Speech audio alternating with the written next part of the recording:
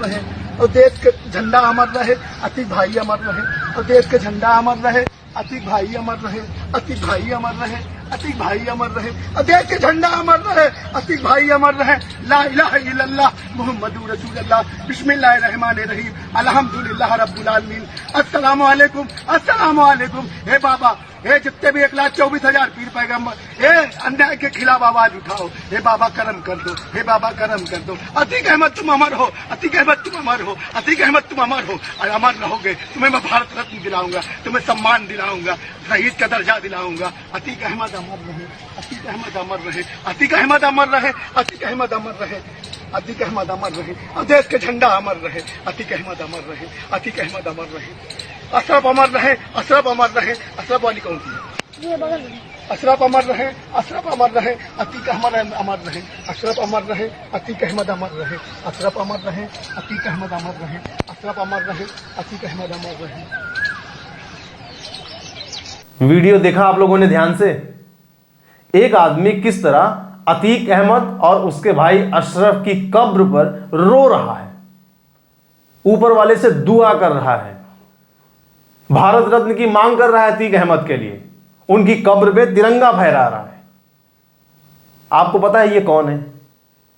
ये है प्रयागराज के वार्ड नंबर 40 से कांग्रेस के पार्षद पद के प्रत्याशी राजकुमार उर्फ राजू भैया। देखिए, अतीक अहमद का जिस तरह से योगी सरकार ने मर्डर कराया, योगी जी को इस्तीफा देना चाहिए। मैं कांग्रेस का वार्ड नंबर 43 से पार्षद प्रत्याशी हूं और मैं ये मांग करता हूं कि अतीक अहमद को भारत रत्न दिया जाए। और क्योंकि जनप्रतिनिधि थे वो शहीद हुए हैं, वो शहीद हुए हैं, उनको शहीद का दर्जा दिया जाना चाहिए और अतीक अहमद को शहीद का दर्जा दिया जाना चाहिए और भारत रत्न दिया जाए। मोदी, जब मुलायम सिंह को पद्म विभूषण मिल सकता है तो अतीक अहमद को संसद से, अतीक अहमद को क्यों नहीं मिलता भारत रत्न? उनको क्यों राजकीय सम्मान नहीं दिया गया? क्यों नहीं उनको तिरंगा झंडा उड़ाया गया उनकी कब्र पे? क्या बयान दे रहे हो यार, ये फालतू बात कर, कांग्रेस कैंडिडेट। कैसा लगा?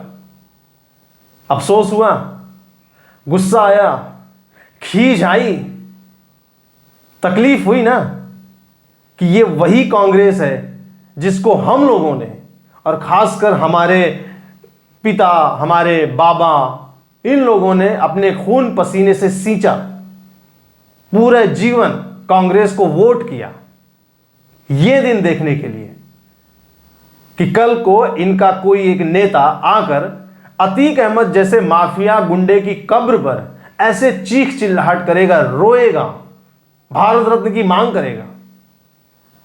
राजू का कहना यह है कि अतीक अहमद को शहीद का दर्जा दिया जाए। अगर मुलायम सिंह यादव को पद्म विभूषण मिल सकता है तो अतीक अहमद उनसे ज्यादा बड़े समाजसेवी थे, उनको भारत रत्न मिलना चाहिए। दरअसल यह कांग्रेस का चाल, चरित्र और चेहरा है। कांग्रेस का यह प्रत्याशी जो कर रहा है ऐसे नहीं कर रहा है, उसको पता है, उसके मन में यह कीड़ा बैठा हुआ है कि मुसलमानों का एक खास समूह है जो कांग्रेस को वोट देता है और कांग्रेस उनको वोट बैंक की तरह इस्तेमाल करती है। दरअसल मुसलमानों में अभी बहुत सारे लोग ऐसे हैं जो अतीक अहमद को अपना नेता मानते हैं, आदर्श मानते हैं, हीरो मानते हैं। उनका कहना यह है कि अतीक अहमद की हत्या हुई है, उसको शहीद का दर्जा दिया जाए।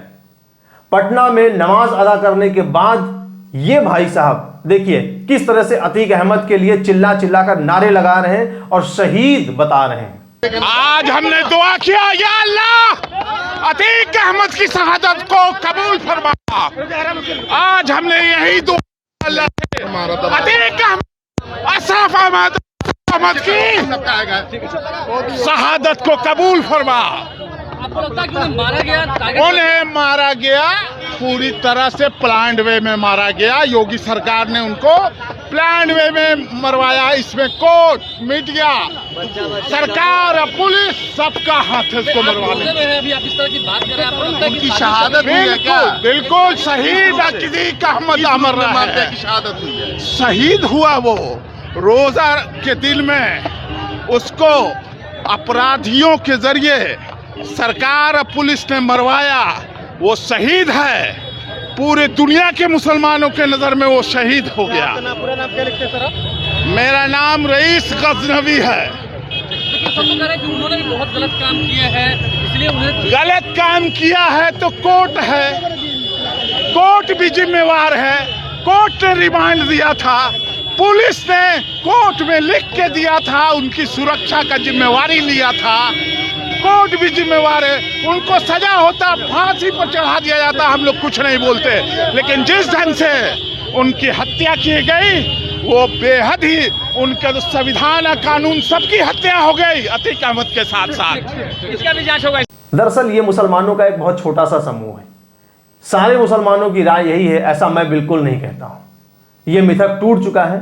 बहुत सारे मुसलमान ऐसे हैं जो अतीक को अपना नेता नहीं मानते, अपना आदर्श नहीं मानते। अगर ऐसा नहीं होता तो अतीक अहमद पिछले कई चुनाव प्रयागराज से हारा नहीं होता।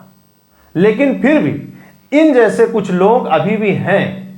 इनका कहना यह है कि अतीक के साथ जो हुआ वो गलत हुआ, उसको कोर्ट से सजा मिलनी चाहिए। कौन सी कोर्ट सजा देगी? कौन सी कोर्ट? 150 के ऊपर मुकदमे हैं, एक गवाह सामने नहीं खड़ा होता है, जज छुट्टी लेकर चले जाते हैं, जो जज सामने बैठता है वो सीधे जमानत दे देता है। 150 मुकदमों में अब जाकर उसको एक मुकदमे के लिए, उमेश पाल के अपहरण कांड के लिए उसको सजा मिली थी और इसी सजा के सिलसिले में वो जेल में बंद था। क्या कोर्ट उसको सजा देती? हत्यारा था, जिस तरह से उसने दूसरों की हत्या की थी उसी तरह से उसकी हत्या हुई है। जो जैसा करता है उसका फल उसको वैसा ही भुगतना पड़ता है। यह अकाट्य सत्य है। अब हिंदुस्तान का मुसलमान वो नहीं रहा जो आज के 20 साल पहले हुआ करता था। अब उसको पता है कि उसे किसे वोट करना है और किसे नहीं करना है। गुजरात विधानसभा चुनाव में जो रिजल्ट सामने आया है इस मिथक को तोड़ता है कि मुसलमान बीजेपी को वोट नहीं करते हैं। हाँ, यह सच है कि अभी भी बहुत बड़ी संख्या में मुसलमान बीजेपी को वोट नहीं करते हैं, लेकिन कोई मुसलमान वोट नहीं करता है यह पूरी तरह से गलत साबित हो गया है। गुजरात की जो प्रचंड जीत है उसमें मुसलमानों का बहुत बड़ा योगदान है और 2017 में, 2022 में, खासकर 2022 में योगी आदित्यनाथ की सरकार की जो जीत हुई है उसमें सर्वे कहता है कि उत्तर प्रदेश में बहुत सारे मुसलमानों ने और खासकर मुस्लिम महिलाओं ने बीजेपी के पक्ष में वोट किया है। अब कांग्रेस की बौखलाहट इसी से है। मुस्लिम वोट बैंक के पहले ही बहुत सारे दावेदार हो चुके हैं। समाजवादी पार्टी, बहुजन समाज पार्टी, अभी नई नई पार्टी बनी अरविंद केजरीवाल की पार्टी, कांग्रेस तो है ही। लेकिन इन सब की परेशानी यह है कि अब बहुत सारे मुस्लिमों ने बीजेपी को वोट देना शुरू कर दिया है, मतलब उनके वोट बैंक में सेंध लग चुकी है। अब वो लोग हिंदू वोट बैंक बना रहे हैं, हिंदुओं की तरफ आकर्षित हो रहे हैं, माथे पर त्रिपुंड, मंदिरों में बड़े बड़े थाल लेकर और आरती पूजन, भस्म रमाए, दाढ़ी बढ़ाए, जनेऊ, कोट के ऊपर से जनेऊ पहने, नाम पूछने पर पूरा गोत्र सहित बताने वाले अब ये अपने आप को हिंदूवादी बना रहे हैं। तो हिंदूवादी चोले में कांग्रेस को यह बात नहीं हजम हो सकती कि उनका कोई प्रत्याशी अतीक अहमद का गुणगान करे। उन्होंने आनन फानन राजकुमार को पार्टी से निकाल दिया, 6 सालों के लिए निष्कासित कर दिया। लेकिन अब समस्या यह है कि सिंबल उसके नाम पे जारी हो चुका है, तो अब वो बंदा कांग्रेस के सिंबल पर ही चुनाव लड़ेगा। अब कांग्रेस वार्ड नंबर 40 में किसी निर्दलीय प्रत्याशी को समर्थन देगी। खैर, ये तो चुनाव की बात है, लेकिन कांग्रेस का जो चाल है, उसका जो चरित्र है, वो इस एक छोटे से नेता के जरिए जनता के सामने आया। आखिर ये नेता कैसे भूल सकता है कि कांग्रेस ने उस इमरान प्रतापगढ़ी को अपनी पार्टी से राज्यसभा सांसद बनाया है जो अतीक अहमद के कसीदे गढ़ता था, उसकी शान में गजलें पढ़ता था और अतीक अहमद को कहता था कि मैं इनको अपना बड़ा भाई कहूं कि अपना पिता कहूं। अब सोचो, अतीक अहमद को अपना बड़ा भाई, अपना पिता कहने वाला इमरान प्रतापगढ़ी कांग्रेस की तरफ से राज्यसभा का सांसद है। यह बात इस छोटे से कांग्रेसी नेता के दिमाग में है। इसीलिए उसने ये सारा ड्रामा रचा। लेकिन अफसोस कि इस बेचारे का ड्रामा कामयाब नहीं हो सका, कांग्रेस ने इसको निष्कासित कर दिया। लेकिन जाते जाते इस नेता ने पूरे देश के सामने कांग्रेस की पोल खोल दी और बता दिया कि कांग्रेस के जो लोग हैं वो वोट की खातिर माफिया और गुंडों को भी भारत रत्न दिलाने के लिए संघर्ष कर सकते हैं। जय हिंद।